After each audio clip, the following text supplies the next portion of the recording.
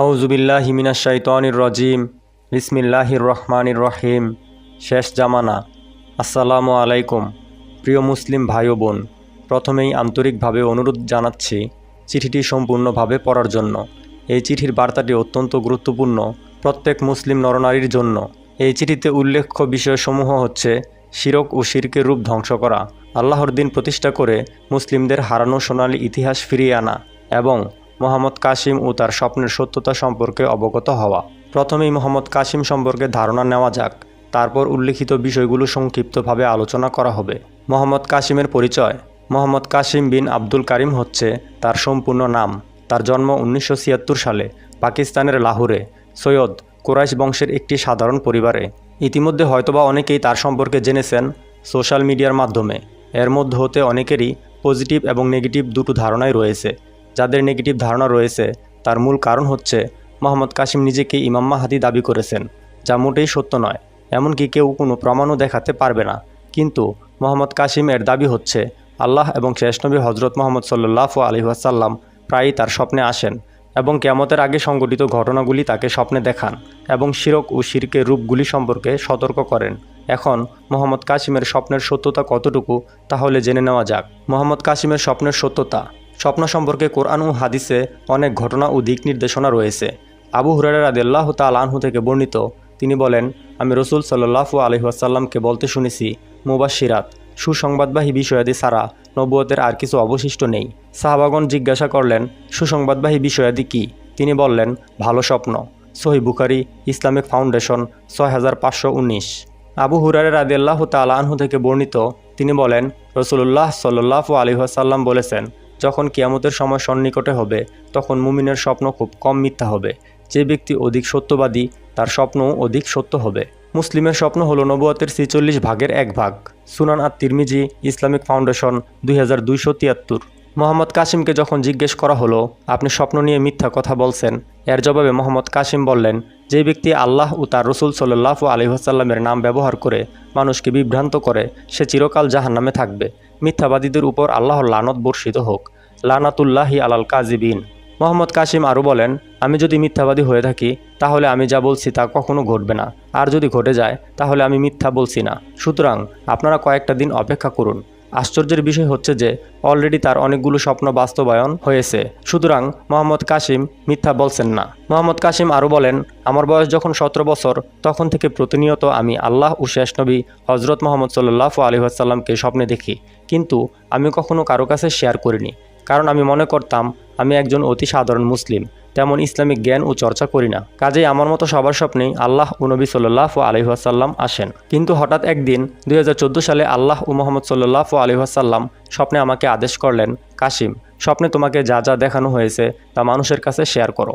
এরপর 2015 সালে আমি সকলের সাথে স্বপ্ন শেয়ার করা শুরু করি। জেনে রাখা ভালো যে 2015 সালে মোহাম্মদ কাসিমের বয়স হয় 40 বছর। মোহাম্মদ কাসিমের স্বপ্নে শিরক সম্পর্কে আল্লাহর বার্তা। আল্লাহ সুবহানাহু ওয়া তাআলা বলেন, কাসিম, বর্তমান পৃথিবীতে মানুষ যে পরিমাণ শিরক করে ইতিপূর্বে কোনো জাতি এত শিরক করেনি। আল্লাহ সুবহানাহু ওয়া তাআলা কোরআনুল কারিমে বলেছেন, আর অবশ্যই তোমার প্রতি এবং তোমার পূর্ববর্তীদের প্রতি এই মর্মে ওহী পাঠানো হয়েছিল যে যদি তুমি শিরক করো তবে তোমার সমস্ত আমলই নষ্ট হয়ে যাবে এবং তুমি হবে ক্ষতিগ্রস্তদের অন্তর্ভুক্ত। সূরা জুমার আয়াত 65। সুতরাং একটু সূক্ষ্মভাবে চিন্তা করে বোঝা যায়, যেহেতু আল্লাহ মোহাম্মদ কাসিমকে স্বপ্নে জানিয়ে দিয়েছেন পৃথিবীটা শিরকে ভরপুর এবং সূরা জুমারে বলেছেন শিরককারীর সমস্ত আমলই নষ্ট হয়ে যায়, তাহলে আমাদের ইবাদত কতটুকু গ্রহণযোগ্য হচ্ছে তা নিয়ে আমাদের যথেষ্ট চিন্তার প্রয়োজন আছে। বর্তমান যুগ অতি আধুনিক যুগ। এই যুগে অনেক নতুন নতুন শিরকের জন্ম হয়েছে যা আমাদের অনেকেরই অজানা। এই সম্পর্কে আল্লাহ তাআলা মোহাম্মদ কাসিমকে যে সকল বার্তা দিয়েছেন তা হলো, যে কোনো প্রাণীর ছবি, পোস্টারের ছবি, ঘরের দেয়ালে পরিবারের ছবি, কাপড়ে, বিভিন্ন খাবার প্যাকেটে, বিলবোর্ডে, দোকানের মেনিকুইন, বাচ্চাদের বিভিন্ন প্রাণীর আকৃতির খেলনা, এগুলো সবই শিরকের অন্তর্ভুক্ত। এবং হাদিসে আসছে, যে ঘরে ছবি বা মূর্তি থাকে সেখানে রহমতের ফেরেশতা আসে না এবং ইবাদত হয় না। কাজেই লক্ষ্য রাখতে হবে যে আপনার বাসায় অতি ক্ষুদ্র কোনো ছবি থাকলে সেটা আপনার নজরে আসুক বা না আসুক, আল্লাহ ও তার ফেরেশতাদের চোখকে ফাঁকি দিতে পারবে না। সুতরাং আমাদের ইবাদত হচ্ছে না। মোহাম্মদ কাসিমের স্বপ্নে আল্লাহর বার্তা ও পরিকল্পনা।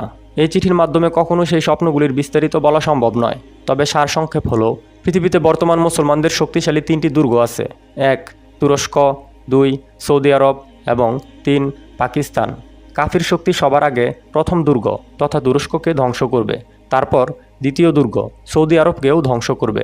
সর্বশেষ যখন পাকিস্তানকে ধ্বংস করতে আসবে তখন আল্লাহ পাকিস্তানকে সাহায্য করবেন, কারণ তারা মোহাম্মদ কাসিমের স্বপ্ন বিশ্বাস করে পাকিস্তানকে শিরক মুক্ত করবে। এভাবে সবার আগে পাকিস্তানি ইসলামী খিলাফত প্রতিষ্ঠিত হবে এবং পরে তা সমগ্র পৃথিবীতে ছড়িয়ে যাবে। তার স্বপ্নের কিছু পয়েন্ট। আমাদের শেষ নবী হজরত মোহাম্মদ সাল্লাল্লাহু আলাইহি ওয়াসাল্লামের বর্ণনা। পাকিস্তান যেভাবে শিরক মুক্ত হবে, 3000 কালো যুদ্ধ বিমান দ্বারা আল্লাহ পাকিস্তানকে সাহায্য করবেন। তৃতীয় বিশ্বযুদ্ধ মালহামাতুল কুবরা কিভাবে শুরু হবে, কোন কোন দেশগুলো এই যুদ্ধের ময়দান হবে, এই যুদ্ধে প্রায় কত মানুষ মারা যাবে, গাজওয়াতুল হিন্দ যুদ্ধ এবং তাতে কত কোটি মানুষ মারা যাবে, দাজ্জাল সম্পর্কে বিস্তারিত জ্ঞান অর্জন, তার নাম, উচ্চতা সহ বিভিন্ন বিষয়, ঈসা আলাইহিস সালামের আকাশ থেকে নেমে আসা, ইয়াজুজ মাজুজ কোথায় ও কিভাবে আছে এবং কোথা হতে তারা বের হবে, তাব্বাতুল আর্থ ও শেষ সময় সম্পর্কে বিস্তারিত। যেহেতু সকল স্বপ্নগুলোর বিস্তারিত বলা এখানে সম্ভব নয়, তাই এই সম্পর্কে আরও জানতে আমাদের ওয়েবসাইটে গিয়ে রহমানি স্বপ্ন বইটি ডাউনলোড করে পড়ুন এবং সকলের সাথে প্রচার করুন। mohammodkasimBangla.com। যদি মোহাম্মদ কাসিমের এই স্বপ্নগুলো মিথ্যা বা বানানো বা শয়তানের পক্ষ থেকে হতো তাহলে তা কখনোই বাস্তবায়ন হতো না।